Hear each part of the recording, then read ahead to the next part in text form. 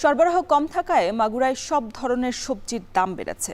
পাইকারি থেকে খুচরা বাজারে আরও চড়া দামে বিক্রি হচ্ছে সবজি। এ নিয়ে সবশেষ পরিস্থিতি জানাতে শহরের একতা কাঁচা বাজার থেকে যুক্ত হয়েছেন বিশ্বজিৎ বাপি।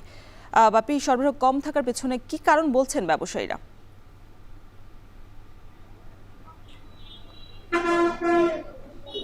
রওশন, আমি এই মুহূর্তে আছি মাগুরার সব থেকে বড় পাইকারি ও খুচরা বাজার মাকুদা একতা কাঁচা বাজার। এখানেই কিন্তু ভোর থেকেই কৃষকরা তাদের উৎপাদিত যে সবজি নিয়ে এই বাজারটিতে আসে এবং এখান থেকেই জেলার 4টি উপজেলা সহ দেশের বিভিন্ন অঞ্চলে কিন্তু এই সবজি যায়।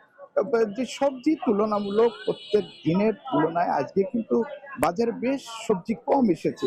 এই সবজি কম আসার কারণ সম্পর্কে যেটা ব্যবসায়ীরা জানাচ্ছে, তারা জানাচ্ছে যে শীতের শেষ এবং যে গরমের যে আবহাওয়া কিছুটা পড়তে শুরু করেছে, এই সময় কিন্তু কৃষকের সবজি কিন্তু মাঠে থাকে না এবং সবজি অনেক কমে যায়। আর বিশেষ করে যে সবজিগুলো জেলার বাইরে থেকে, বিশেষ করে চুয়াডাঙ্গা, যশোর, মেহেরপুর থেকে যে সবজিগুলো চালানি আসে, সেই সবজিগুলো কিন্তু এখন যে ডিজেল এবং তেলের যে সংকটের কারণে কিন্তু সেগুলো আসছে এবং সেগুলোর দামও তুলনায় কিন্তু বেশ বেশি রয়েছে, যার কারণে তার প্রভাব কিন্তু এই বাজারটিতে পড়েছে এবং প্রত্যেক দিন কিন্তু সবজির দাম 5 থেকে 6 টাকা 7 টাকা হারে কিন্তু প্রত্যেক দিনই প্রত্যেক কেজি সবজির দাম কিন্তু বাড়তে শুরু করেছে।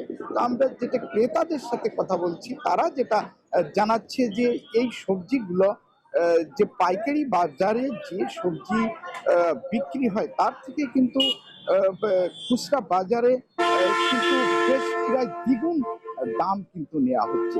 এই এই বিষয়ে তারা কিন্তু যে মনিটরিংকে দায়ী করছে। আমরা যদি সবজির দামের কথা বলি, তাহলে এই যে গত সপ্তাহে যে পটল বিক্রি হয়েছে 30 থেকে 35 টাকা, আজ কিন্তু সেটা বিক্রি হচ্ছে 50 থেকে 55 টাকা।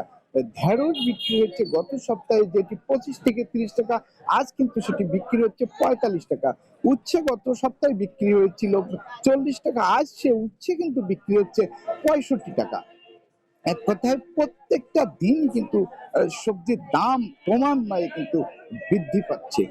তো যেটা ক্রেতারা যেটা জানাচ্ছে যে বাজার মনিটরিং এর যে সঠিক তথ্য না থাকায় তাহারা কিন্তু এই সবজির দাম কিন্তু বাড়িয়ে চলছে। তো সবকিছু মিলে মাগুরা যে সবজি বাজার থেকে এই ছিল সর্বশেষ। রসুন।